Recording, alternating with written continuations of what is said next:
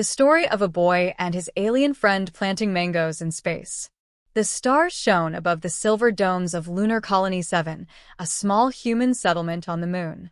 The Earth glowed blue and calm in the black sky, but for Arin, a 12-year-old boy, it felt far away, like a dream he could never touch. Arin lived with his mother, who worked as a scientist studying alien soil samples. His father had gone missing years ago during an exploration mission to the outer moons of Jupiter.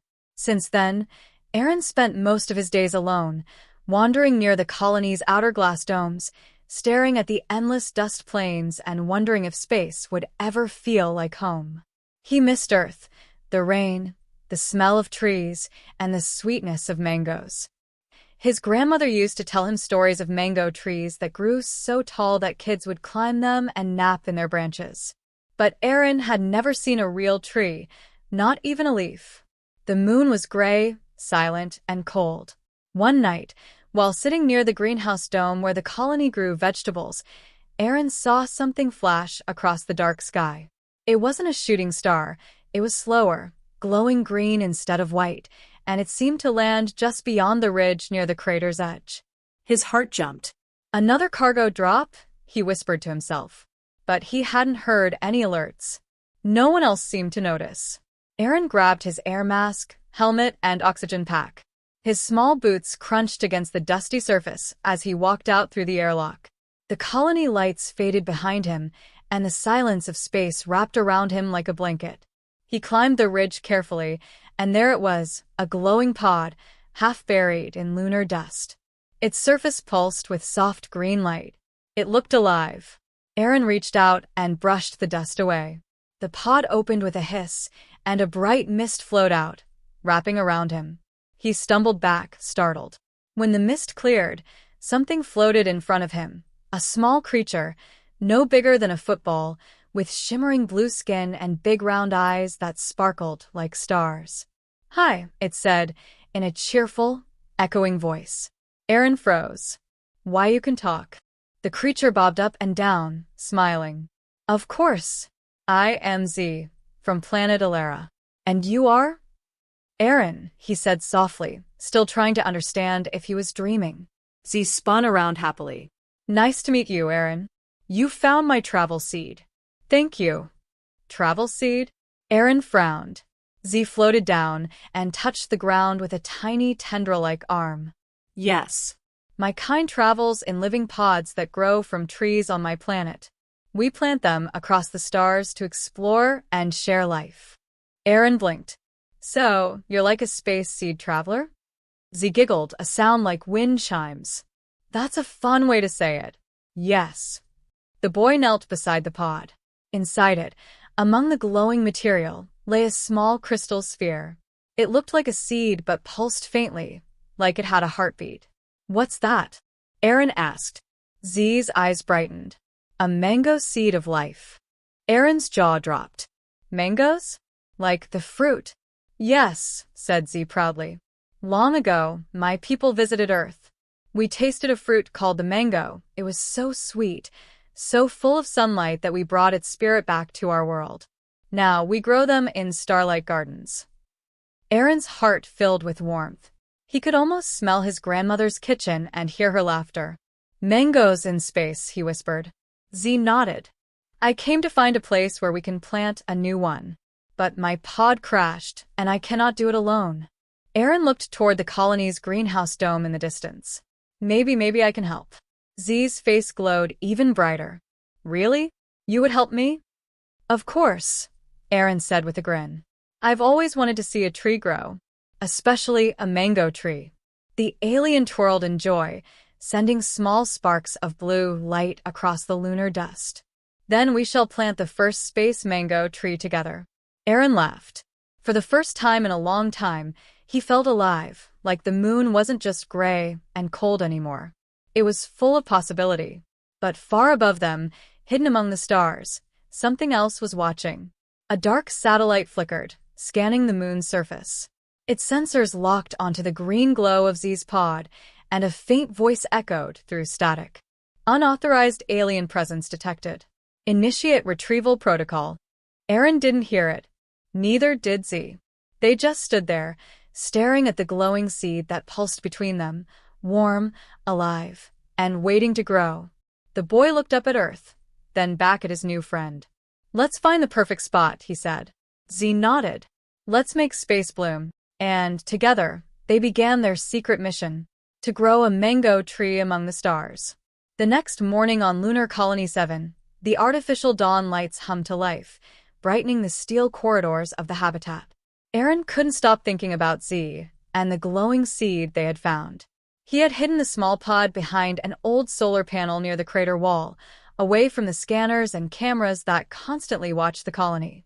No one would believe him if he said he'd met an alien, especially not his mother, who spent her life studying space rocks, not living creatures. After breakfast, Arin waited until his mother went to the lab. Then he slipped on his oxygen pack, zipped up his space suit, and ran out through the maintenance airlock. When he reached the ridge, Z was already there, floating above the dust like a glowing balloon, humming softly to himself. "Arin," Z chirped. "I thought you might not come back."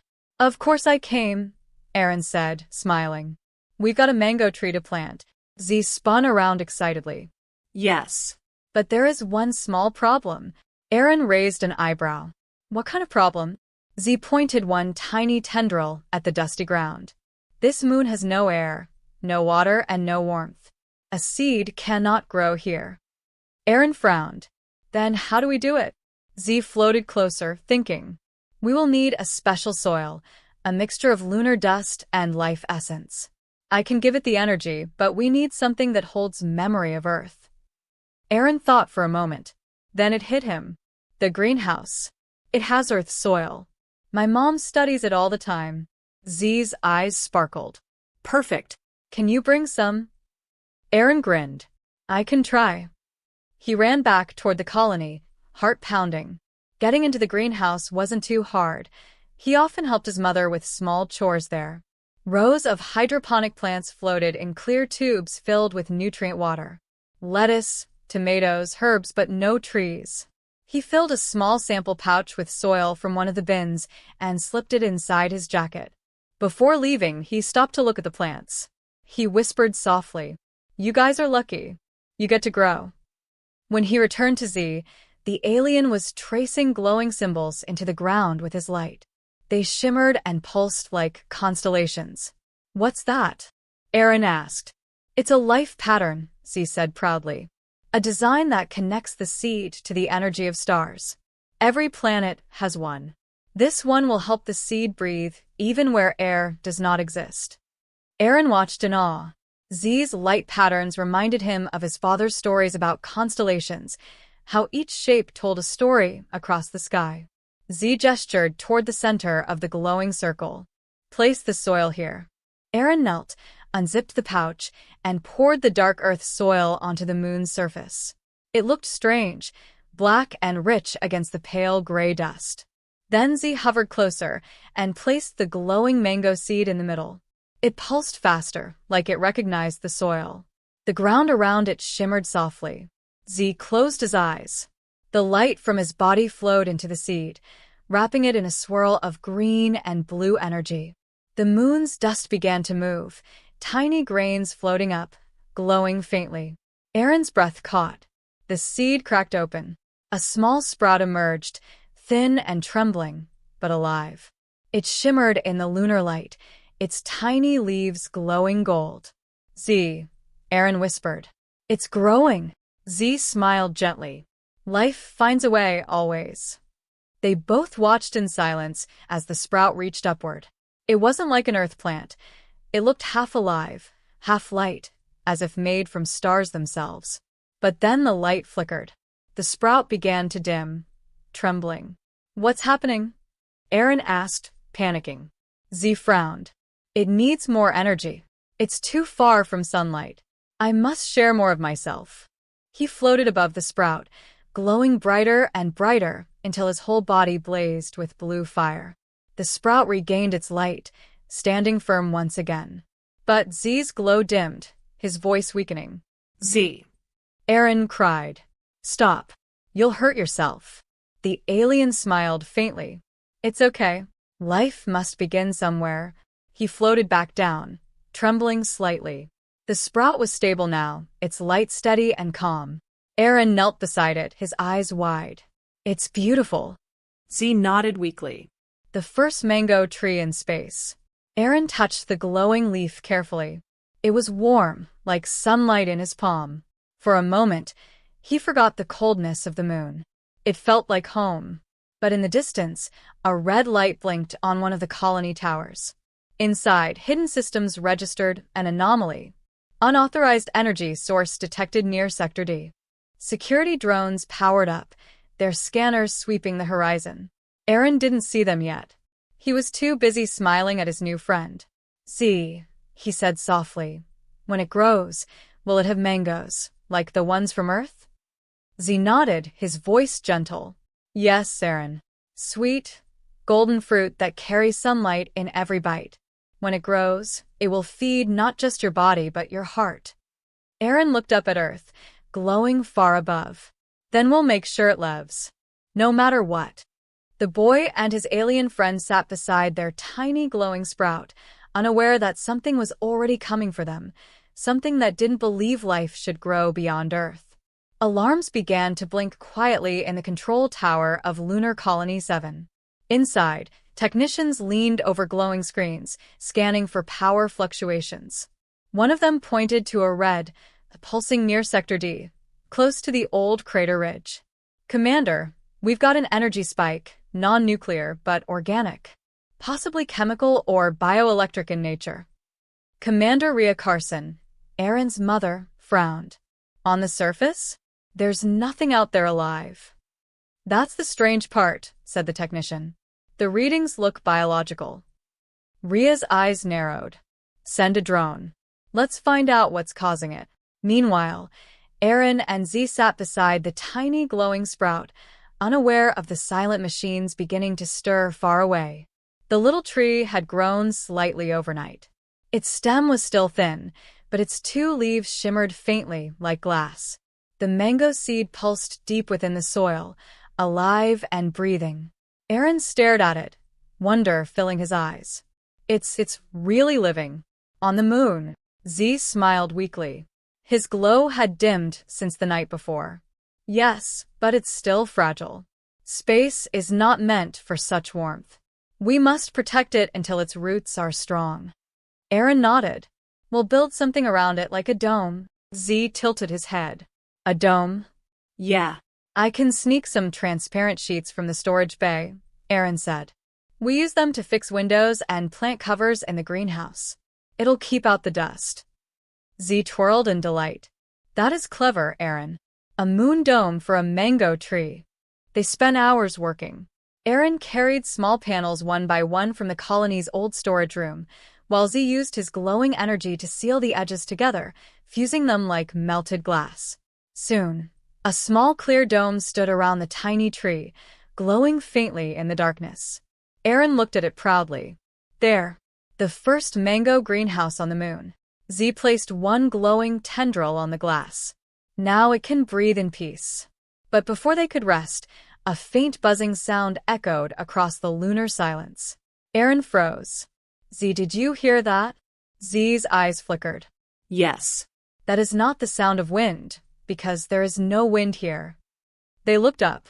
In the distance, a small metallic shape drifted toward them, scanning beams flashing from its sides. A colony drone. Arin's heart began to race. "Oh no!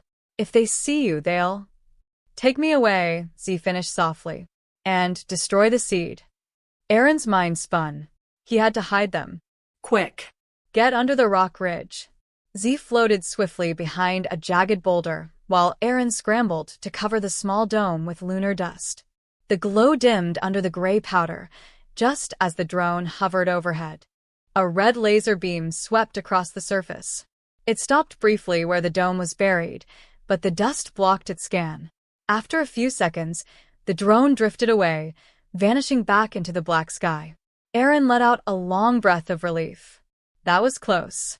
Z peeked out, his small body trembling slightly. They are watching the moon. Always watching. Arin looked toward the colony lights. "We'll just have to be smarter." He brushed the dust gently off the dome, revealing the faint glow of the sprout beneath. We can't let them find you or the tree. If they do, they'll say it's dangerous. Z's eyes shimmered sadly. Is life dangerous? Arin shook his head. Not to me. But grown-ups, they like to control things they don't understand. For a moment, neither spoke. The silence of space pressed around them like a secret. Then Z floated closer and touched Arin's helmet softly. You remind me of the children on my planet, he said. Curious, brave, and full of light. Arin smiled shyly. And you remind me of the stories my dad used to tell. About explorers and starlight travelers. He would have liked you. Z's voice was gentle. Where is he now? Arin looked down at the glowing soil. He disappeared. During a mission near Jupiter. Mom says he's gone.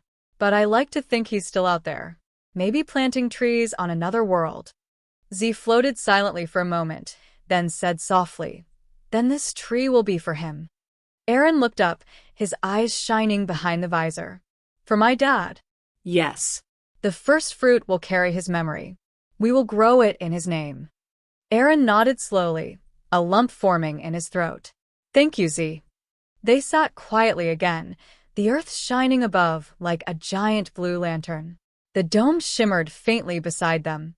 Then Z spoke again, his voice serious. Arin, there is something I must tell you. When my pod crashed, it sent a signal to my people. They may come looking for me, but others may come first. Others? Arin asked. Yes, Z said softly. Not all life among the stars welcomes new seeds. Arin frowned. You mean someone's after you? Before Z could answer, the ground beneath them trembled slightly. A faint vibration pulsed through the dust, followed by a distant hum from deep space, like something huge was approaching. Arin stood quickly. What's that sound? Z's glow brightened with alarm. That is not your colony. They both looked up, and in the blackness above the crater, a dark triangular shape drifted across the stars, silent and massive. Its surface shimmered faintly like glass, absorbing light rather than reflecting it. Z whispered, That is a collector ship. It hunts living energy. Arin's stomach twisted. Then it's here for you and the seed. The alien floated closer, fear flickering in his eyes. We must protect it, Arin. No matter what happens. Arin clenched his fists. We will. I promise. The boy and his alien friend stood side by side, staring up at the silent ship sliding across the stars, unaware that the next sunrise would bring not peace, but a battle for life itself. The dark triangular ship glided silently across the moon's horizon, blotting out the stars one by one. Its surface shimmered with black metal that seemed to drink in light itself. Arin and Z stood frozen beside the hidden dome. The ground vibrated beneath their feet as the ship began to descend, leaving trails of silver dust swirling in the low gravity. What do we do? Arin whispered. Z's glow flickered nervously. Hide. The collectors can sense life, energy. We must mask the seed's light. Arin nodded quickly.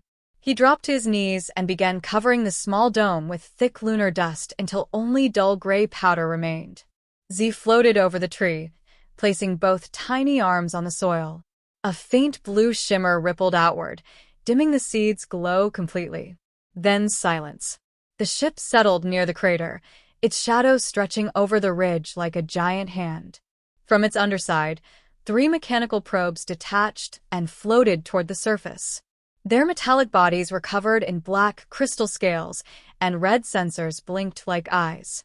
Z whispered, They can scan for biological signals. Stay low. Arin crouched behind a rock, his heart hammering so loudly he was sure they could hear it. One of the probes glided near them, sweeping its red beam across the ridge. It paused, right where the dome was buried. Arin held his breath. Then Z moved. A small blue spark flickered from his body, and the probe's red eye blinked once, twice, and went dark. It drifted sideways, lifeless. Arin's eyes widened. What did you do? I whispered to its circuits, Z said softly. Told it to sleep. But the other 2 probes turned at once, their sensors flashing brighter. They had detected Z's energy. Run, Arin shouted. They sprinted, or in Z's case, floated, across the crater floor. The probes fired thin red beams that scorched the dust behind them. Arin's oxygen gauge beeped wildly as he stumbled behind a boulder. Z glowed brighter, lifting into the air. I will distract them. Keep running. No, Arin yelled. I'm not leaving you. Z turned to him, his voice calm but firm.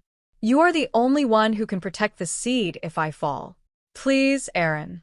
Before Arin could argue, Z shot upward in a burst of blue light. The probes followed, their beams slicing through the darkness. Sparks flashed as Z spun, darting between them like a comet, drawing them away from the crater. Arin watched helplessly. Z. Then a voice echoed through his helmet comm, his mother's voice. Arin, where are you? You're outside the safe zone. His stomach dropped. Mom, return immediately. We've detected an unknown ship landing near your position. Arin froze. I can't. Mom, there's something you don't understand. Static cut him off. The signal was jammed. He looked up again. Z's light was growing dim under the red beams. The alien let out a faint cry as one of the probes struck him with an energy pulse. He spiraled downward, crashing behind a ridge. No! Arin ran toward the spot, his boots sinking into the soft dust. He slid down beside Z's glowing form. The alien's light was faint, flickering like a dying ember. Z, stay with me. Arin pleaded. Z's voice was weak. Arin, you must take the seed. If they find it, all life we planted will fade. Arin shook his head, tears forming. No, I'm not leaving you. Z touched Arin's gloved hand. Listen to me, the seed has a link to my life force. If I fade, it fades too. You must keep me close until the tree can breathe on its own. Arin's throat tightened. How do I save you? Z smiled faintly. Give me sunlight. Real sunlight. Open the dome. Arin looked toward the crater. The black ship's shadow still hung over it, blocking most of the light. But if he could reach the ridge on the far side, there, the sunlight was pure. I can do it, he whispered. Hold on, Z. He scooped up the small alien in his arms. Z was light as air but warm, like holding a glowing stone. Arin ran across the lunar plain, every breath loud in his helmet. The probes turned and followed, red beams streaking behind him. The ridge was close now. One last leap, and he slid down the other side into the sunlight. The rays reflected off the moon's dust, bright and sharp. Z's body absorbed the light instantly, glowing brighter. His voice returned, soft but alive. Yes, that's it. The probes crested the ridge, but the sunlight hit them too, and their black metal began to smoke. They weren't built for natural light. One by one, they sizzled and fell, melting into dark puddles. Arin stared, panting. We did it. Z nodded faintly. Sunlight is stronger than shadow. But when they looked back, the collector ship was moving again, slowly turning toward them. Its hull began to open like a mouth, revealing rows of pulsing lights. Z's voice dropped. It knows where we are. Arin's fear turned to determination. Then we'll stop it. We'll protect the tree. He set Z gently on the ground. You said the seed connects to the stars, right? Yes. Then maybe it can connect to that thing too. Z blinked, realizing what Arin meant. You want to overload its energy core? Arin nodded. If the tree's light can spread life, it can burn darkness too. Z looked at him with awe. You're thinking like a starlight traveler. They hurried back to the crater. The ship's shadow followed, but the dome still glowed faintly beneath the dust. Arin brushed it clear. The tiny mango sprout shimmered again, alive and bright. Z, Arin said, give it your energy. I'll open the dome. Z floated above the tree, his glow returning. Together, then. He placed his hands on the soil. Arin touched the glass dome. Z's light poured into the tree, and the sprout exploded with golden energy. Roots of light spread across the ground like lightning, racing toward the ship. The collector vessel's dark hull cracked and sparked as beams of green-gold light pierced its surface. It groaned like a wounded creature, rising shakily before collapsing in a silent burst of colorless dust. Arin shielded his eyes. When he looked up again, the crater glowed faintly gold. The mango sprout had grown taller, its leaves unfurling like shimmering glass wings. Z floated weakly beside it, smiling. "You did it, Arin. The seed lives." Arin caught him gently. "We both did." Above them, the earth gleamed blue and bright. For the first time, Arin felt something he had never felt before on the moon. Hope. But as he looked at the growing tree, he realized something else. The colony would notice. The energy surge. The destroyed ship. Someone would come soon. He turned to Z. "They'll find us." Z nodded slowly. "Then we must be ready." The mango tree shimmered behind them, taller now, leaves glowing with sunlight and starlight combined, a symbol of new life born between worlds. And far away, beyond even Earth's orbit, something ancient stirred, watching the light bloom from the moon and whispering in the language of stars. The seed of life has awakened. The explosion of light faded slowly, leaving silence across the moon's surface. Where the collector ship had been, there was now nothing. Only dust drifting in the thin gravity, glowing faintly gold. The mango tree stood tall at the center of the crater, about as high as Arin's shoulders now. Its trunk shimmered with soft silver bark, and its leaves rippled with colors green, gold, and blue. It was unlike anything that had ever existed on the moon. Arin and Z stood beside it, breathing hard, hearts still racing. "We did it," Arin whispered, staring up at the tree. "It's alive." Z nodded slowly. "And the moon is no longer empty." But then, a new sound echoed across the plain, the deep hum of engines. Arin turned. Over the ridge, colony shuttles were approaching, their headlights sweeping across the dust. "They're coming," Arin said quietly. Z's glow dimmed. "Your people?" Arin nodded. "My mom and the colony guards." They watched as the shuttles landed near the crater. Human figures in white suits emerged, their helmets glinting in the sunlight. They surrounded the area carefully, scanners out, weapons ready. At the front was Commander Rhea Carson, Arin's mother. Her voice came through as calm, sharp with fear and relief. "Arin, what are you doing out here? We tracked an explosion. Are you hurt?" Arin's throat tightened. "I'm okay, Mom. But please don't hurt him." "Who?" Z floated forward slowly, his small blue form glowing faintly. "Greetings," he said softly. "I am Z of planet Alara." The soldiers raised their weapons instantly. Rhea stepped back, eyes wide. "An alien? Arin, get away from it." "No," Arin shouted, standing in front of Z. "He's my friend. He's not dangerous. He's the reason I'm alive." The commander hesitated. "Arin, do you have any idea what you've done?" "The readings from this area, energy bursts, unidentified radiation, this could endanger the whole colony." "It's not radiation," Arin said quickly. "It's life." "He planted a tree, Mom, a mango tree." Rhea blinked behind her visor, as if she hadn't heard right. "A what?" Arin pointed to the glowing tree behind him.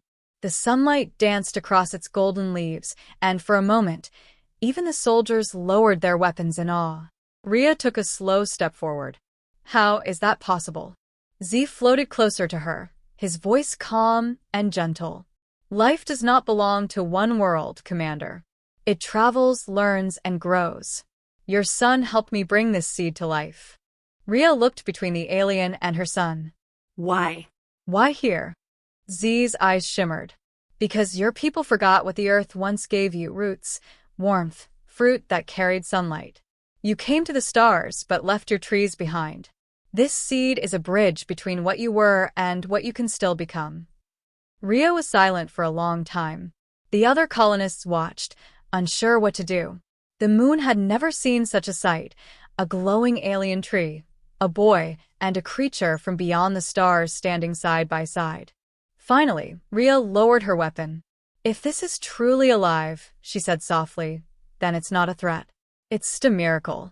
Arin's face lit up with hope. "Then you'll let it stay?"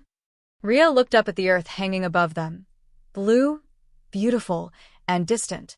Maybe it's time we learn to grow things again, instead of just surviving. She turned to her crew. Stand down. No harm comes to the alien or the tree. Z smiled faintly. Thank you, Commander. The soldiers began scanning the area, not for danger, but to study the strange new life. Some of them reached out to touch the soil around the glowing roots, their faces full of wonder. Arin stood beside Z, watching as sunlight filtered through the tree's leaves, casting golden patterns on the ground. Z spoke quietly. It will grow fast now. The moon will remember its roots. Soon it will bear fruit. Arin smiled. Do you think I'll get to taste one? Z chuckled softly. Yes. And when you do, remember it will taste like earth and starlight together.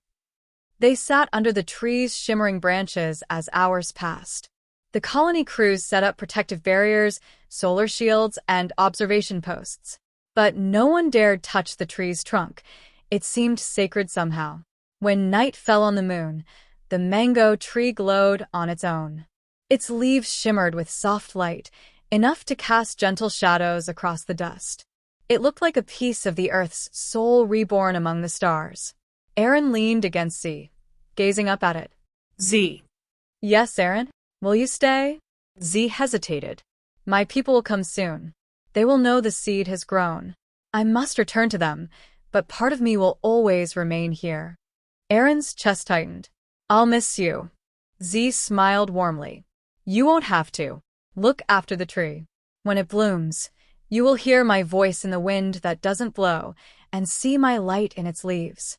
Arin reached out, his gloved hand touching Z's small glowing arm. You're my best friend. And you are mine, Z said softly.